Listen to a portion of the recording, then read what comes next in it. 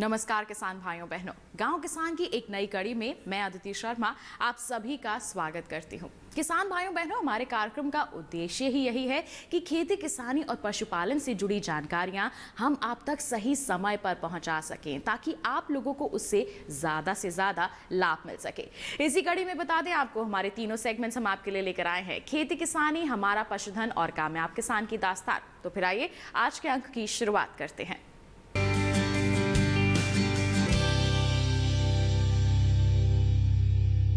किसान भाइयों बहनों, गर्मियों का मौसम है और ऐसे में हम सब्जियों और फलों का अगर सेवन करते हैं, खासतौर पर हम कद्दू वर्गीय सब्जियों की बात करें, खरबूज तरबूज की बात करें, इनका सेवन करते हैं तो हमारा जो स्वास्थ्य है काफ़ी अच्छा बना रहता है, क्योंकि ये हमारे शरीर में पानी की कमी को पूरा करते हैं। इनकी मांग लगातार बनी रहती है इस मौसम में। ऐसे में अगर हमारे किसान भाई बहन यानी कि आप लोग इनकी खेती को अपनाते हैं तो आपके लिए काफ़ी मुनाफे का सौदा साबित हो सकता है। तो किस तरह से गर्मियों के इस मौसम में आप सब्जियां लगा सकते हैं, फल लगा सकते हैं, आइए जानते हैं हमारे सेगमेंट खेती किसानी में।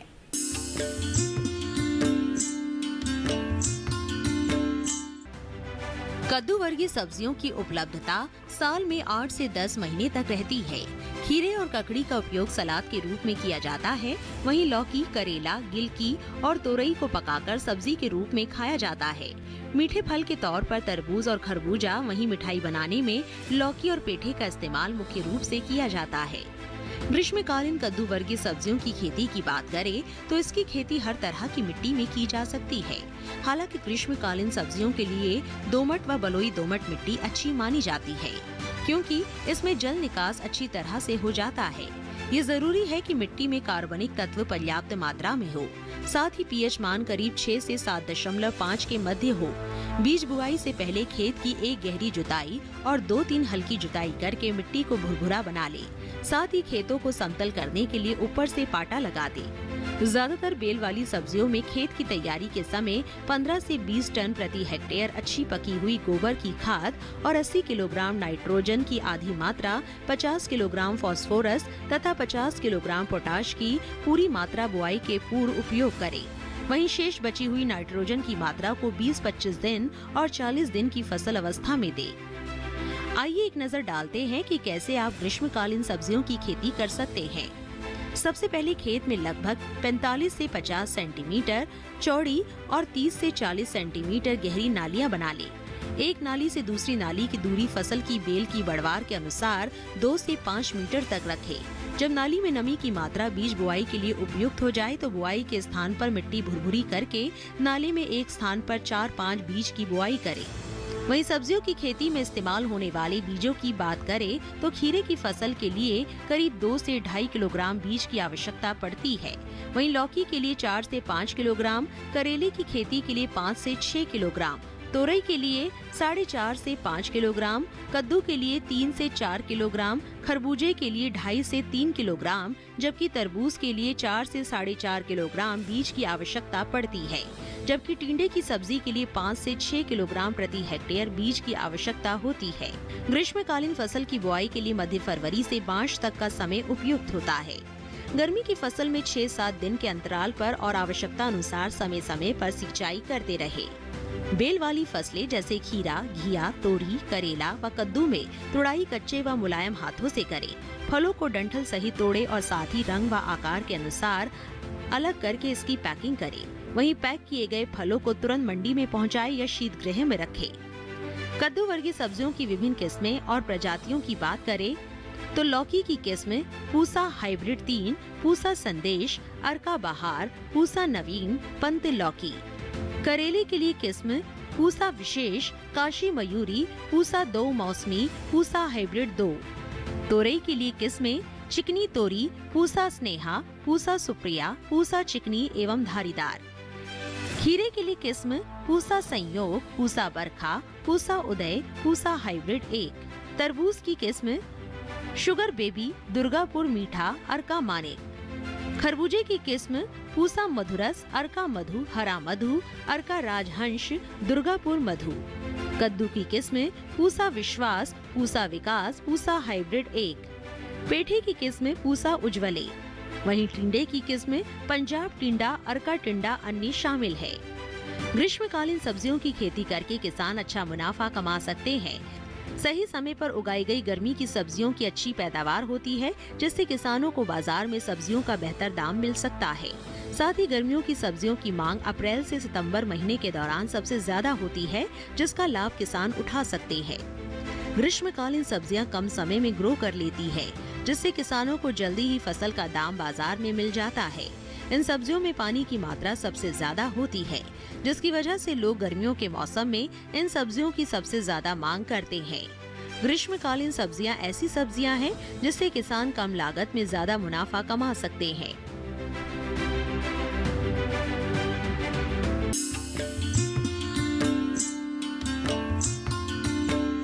तो किसान भाइयों बहनों, ये था हमारा सेगमेंट खेती किसानी।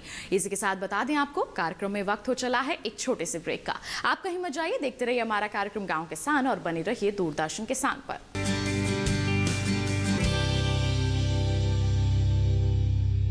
350 ईसा पूर्व भारत, एक सोने की चिड़िया जो कभी किसी पिंजरे में नहीं आई। इस चिड़िया का शिकार मैं करूंगा। जो दुनिया जीत के आया था, उसे खाली हाथ लौटाया था।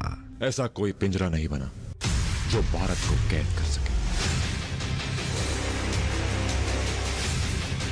पोरस, सोमवार से शुक्रवार रात 8:30 बजे सिर्फ डीडी नेशनल पर। हर सांस बनेगी संगीत, लय ताल धड़कन बने, भावों की अभिव्यक्ति का अनूठा अब संगम रचे। संस्कृति के रंगों का ये संगम निराला है, ये नृत्यशाला है।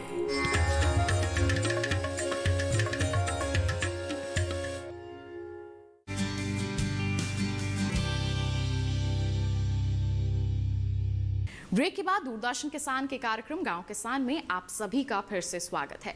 अब कार्यक्रम में वक्त है हमारा पशुधन सेगमेंट का, जिसमें हम आपको बताते हैं पशुपालन क्षेत्र से जुड़ी कुछ अहम बातें।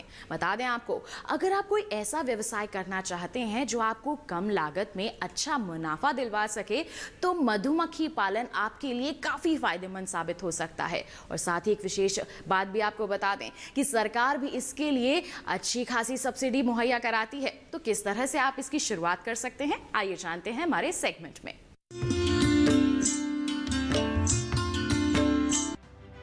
20 मई यानी वर्ल्ड बी डे।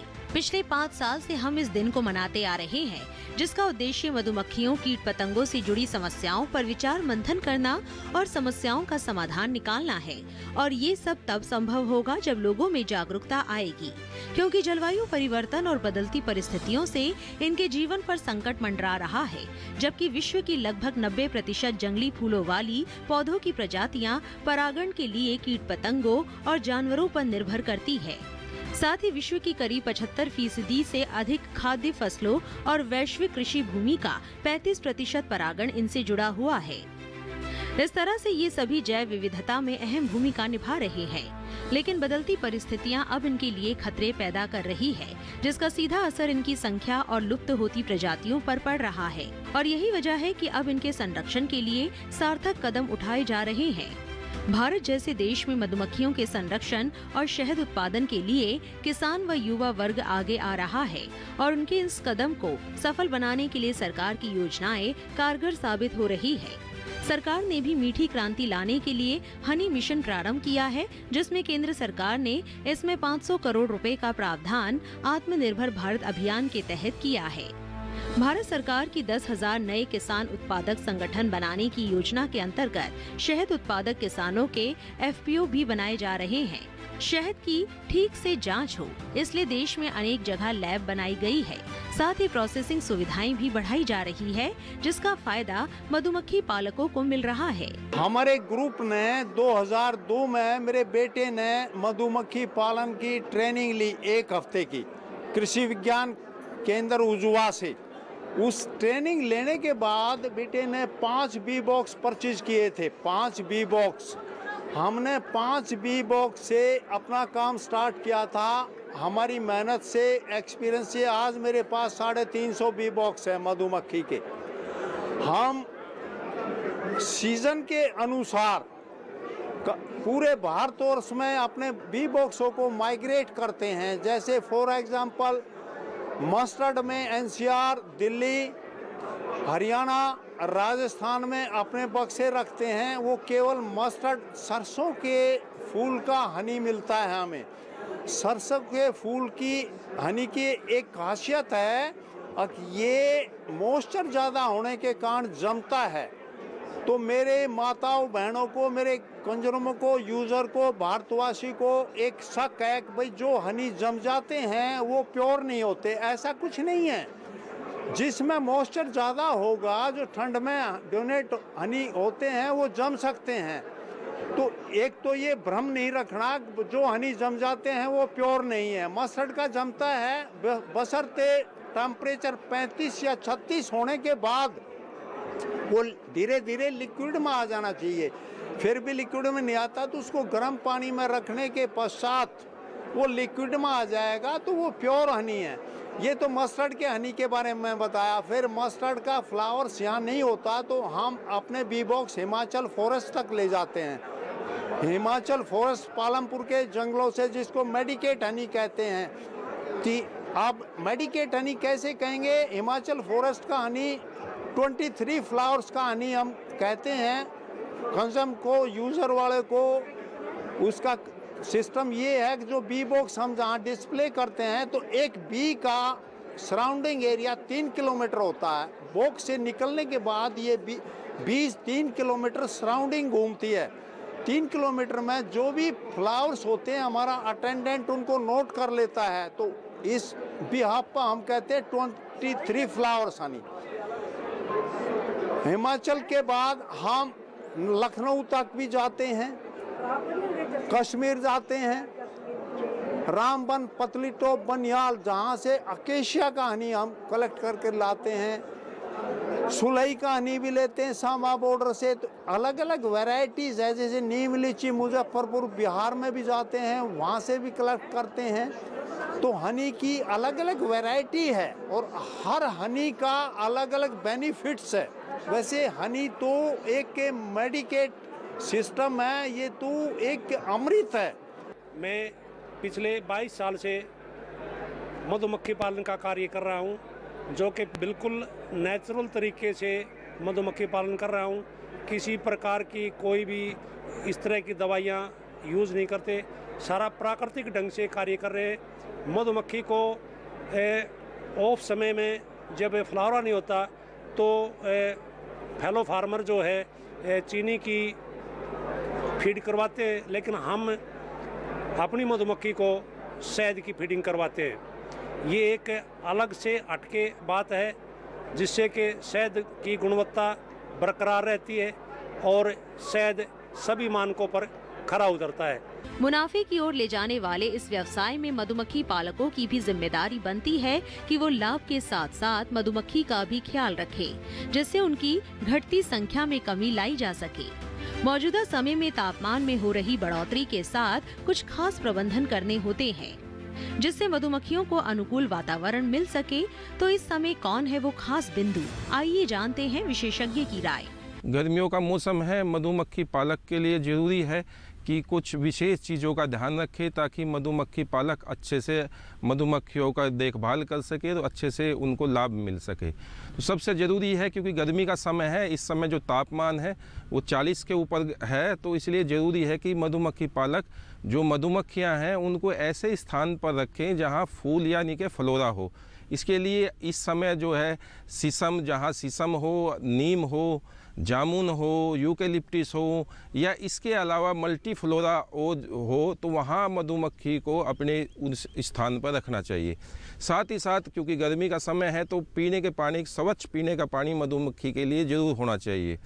और इसके लिए ज़रूरी है कि ऐसे स्थान पर मधुमक्खी को रखें जहाँ छाया हो, क्योंकि इस समय लू और गर्मी ज़्यादा है, तो उससे बचाव के लिए ज़रूरी है कि उनको ऐसे स्थान पर रखें जहाँ ऊपर पेड़ पौधे उसके आसपास हो।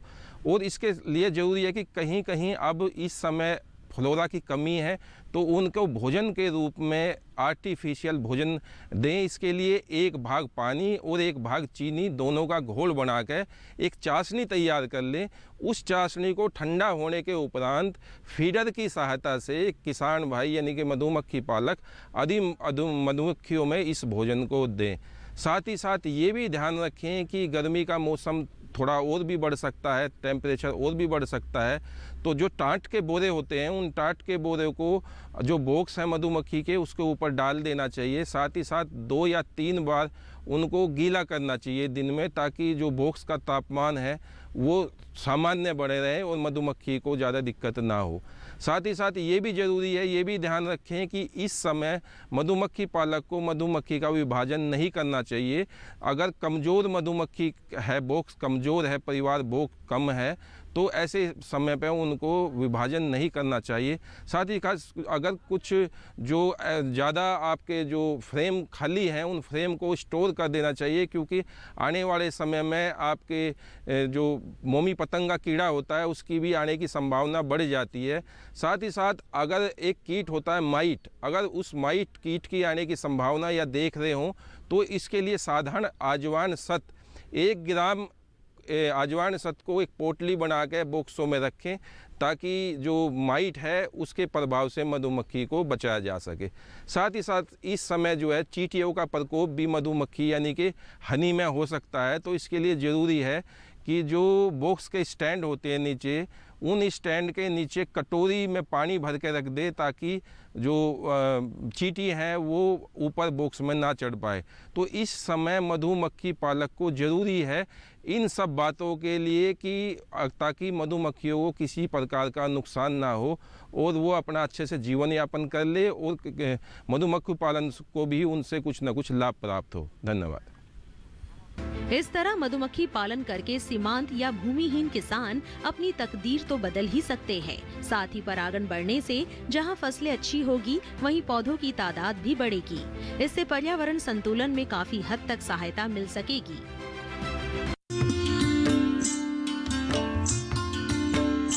किसान भाइयों बहनों, अब कार्यक्रम में वक्त हो चला है पशुपालक कैलेंडर पर नजर डालने का। तो पशुपालन से संबंधित कौन कौन से कार्य आप अभी कर सकते हैं, जानने के लिए आइए नजर डालें पशुपालक कैलेंडर पर। अधिक गर्मी से पशुओं में लू लगना, जल एवं लवण की कमी, भूख कम होना एवं कम उत्पादन जैसे लक्षण देखने को मिलते हैं। पशुओं को धूप व लू से बचाने के उपाय करें।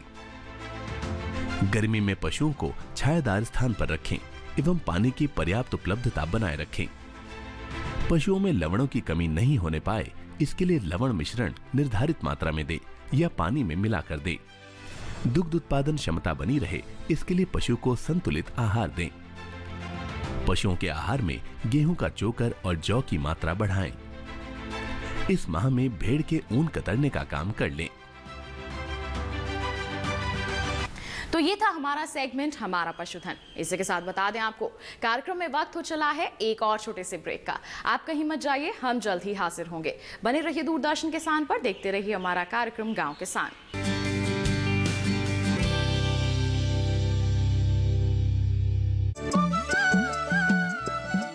पीढ़ियों को तोड़ती, रूढ़ियों को छोड़ती, सशक्तिकरण को ओढ़ती महिलाएं, समाज में भरते प्राण, युवा अरमान, ग्रामीण धरती के कोने कोने में आई एक नई पहचान, पिछड़ी व्यवस्था को चीरकर देती नई उड़ान, पूर्वोत्तर में सरकारी प्रयासों के विकास की नवधारा।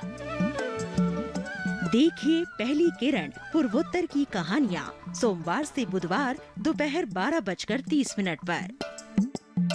350 ईसा पूर्व भारत, एक सोने की चिड़िया जो कभी किसी पिंजरे में नहीं आई। इस चिड़िया का शिकार मैं करूंगा। जो दुनिया जीत के आया था, उसे खाली हाथ लौटाया था। ऐसा कोई पिंजरा नहीं बना जो भारत को कैद कर सके। पोरस सोमवार से शुक्रवार रात 8:30 बजे सिर्फ डीडी नेशनल पर।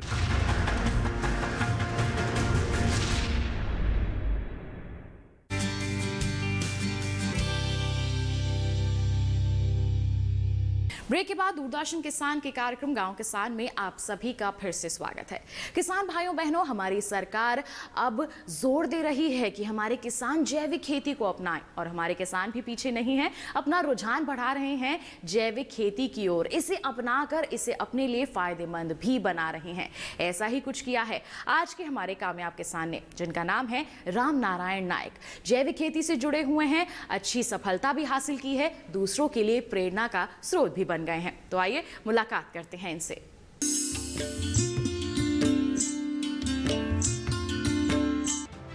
उड़ीसा राज्य के संबलपुर जिले के रहने वाले राम नारायण जी, जिनके पिता थे तो एक किसान, लेकिन पढ़ाई लिखाई का महत्व बखूबी जानते थे, इसलिए बेटे को खेतीबाड़ी के साथ साथ उच्च शिक्षा भी दिलाई और पढ़ा लिखा कर एक टीचर बनाया। पढ़ाई पूरी होने पर राम नारायण अपने ही जिले में अध्यापक की नौकरी करने लगे, लेकिन इस दौरान उन्होंने खेतों में काम करना नहीं छोड़ा और पिता के सिखाए हुए हर एक नुस्खे को धीरे धीरे सीखते चले गए। छोटा था तो हमारा भी खेतीबाड़ी करने के लिए बहुत शौक था, तो इसलिए हमारे पिता के साथ हम जाके खेतीबाड़ी में जाते थे। जब हम बड़ा हो गया, हमारे पिता नहीं पढ़ा, तो हम 20-21 साल अब जब हो गया तो हम खेतीबाड़ी में हमका खुद संभाला। तो उस टाइम मेरे पिता जो काम चाषी किया था, उस टाइम वो सार खुद नहीं था, वो सब खेती में वो डालते थे गोबर खाद। उस टाइम वो गाड़ी बहुत था तो गोबर खाद बहुत मिला था, उस टाइम पकता था। तो उनको पिता को हमको वो सार फार का कोई पता है उसको नहीं था।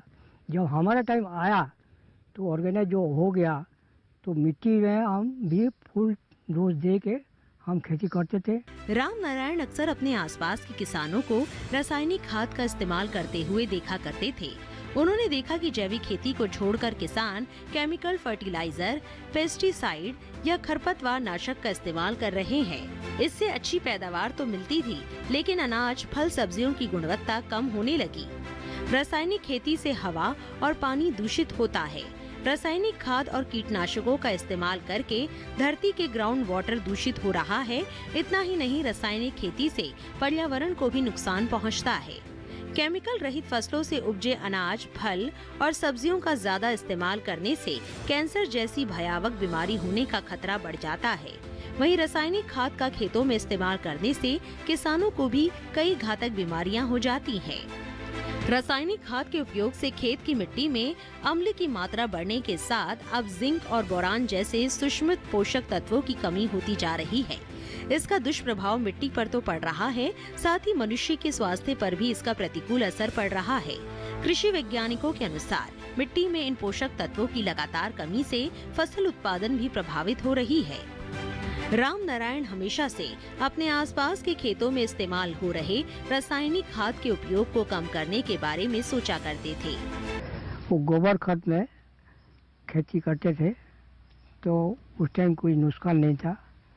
जब मेरा पीरियड में वो जो ग्रोमो, DAP, कुड़कुड़े 13 और पोटास वो सब हम डाले, तो वो डालने से उसमें कीड़ा बहुत हो गया। जो उपज होता था वो 20 हो जाता, तो हमको 20 भी खाना पड़ता था। वो जो चावल निकलता था उसमें 20 भी हमको खाना पड़ता था। इसलिए तेरे हम सोचा क्या करेंगे, इतना खर्चा भी होता है और हम जो कितना खर्चा करते हैं उतना आधा भी नहीं होता है। खाली हमको खाने के लिए खाली हमको चावल एक मोटा मिलता है, वो बिक्री करने का फायदा कुछ नहीं। तो हम सोचा क्या करें। राम नारायण ने रासायनिक खाद को खेतों से हटाने के लिए जैविक खाद बनाने के बारे में सोचा। उन्होंने खेतों में पहली बार रासायनिक खाद के बदले खुद की बनाई जैविक खाद का छिड़काव किया, लेकिन कई बार उन्हें विफलता का सामना करना पड़ा। वो समझ नहीं पा रहे थे कि आखिर कैसे जैविक खाद का छिड़काव किया जाए और कितनी मात्रा में किया जाए, जिससे फसलों की गुणवत्ता बनी रहे और उपज भी बेहतर हो। हालांकि कई विफल प्रयासों के बाद राम नारायण को सफलता हासिल हुई। उन्होंने उत्तम जैविक खाद बनाई और उसका छिड़काव खेतों में किया, जिसकी वजह से उन्हें जिले के किसान अपने नायक के रूप में देखते हैं। हमारा 12 एकड़ खेती में हम जैविक खाद और जैविक दवाई डालते हैं, तो हमको बहुत फायदा है। क्यों फायदा है कि हमारा जमीन का उर्वर बढ़ जाता है और वो जमीन में जो उर्मी है वो बढ़ जाता है। वो बढ़ने से माटी को और ऊपर बढ़ा देता है। जैविक दवाई जो है उसको हम हांडी खाद बोलते हैं, उसको इस्तेमाल करने में चाषी को बहुत फायदा है, क्योंकि उसका दवाई का सब चीज़ बाड़ी बगीचा में मिलता है। अपना गाय का दूध और गाय का परिसरा गोबर वो मिलता है, वो बिना पैसा में, तो उसका फायदा है। खर्चा कम, खर्चा बिल्कुल नहीं है। और दूसरा फायदा है जो इस्तेमाल करते हैं खेती में, तो कोई चिड़िया उड़िया पक्षी पक्कू उसको भी नुकसान नहीं होता है। हम केमिकल बिल्कुल नहीं डालते हैं, बिल्कुल खर्चा हमारा नहीं है। हम खाली यही हमारा जैविक खाद और जैविक मेडिसिन डालते हैं। तो इसलिए हम किसान भाई को बोलेंगे कि वो हमारा जैविक खाद और जैविक दवाई डालो, जैसे कि आपका जमीन का उर्वर बढ़ जाएगा। किसान जैविक खाद का इस्तेमाल करके अपनी फसल को बेहतर दाम पर बेच सकता है, साथ ही अपनी भूमि की उपजाऊ क्षमता को बढ़ा सकता है। किसानों को जैविक खाद बनाने के लिए ज्यादा पैसों की आवश्यकता नहीं होती। जैविक खाद से उगाई गई फसलें बाजार में अच्छे दाम पर बिकती है। धीरे धीरे लोगों का रुझान ऑर्गेनिक फल और सब्जियों की ओर बढ़ता जा रहा है। किसान अच्छी आय और फसल की गुणवत्ता को बरकरार रखने के लिए जैविक खाद का इस्तेमाल कर सकते हैं।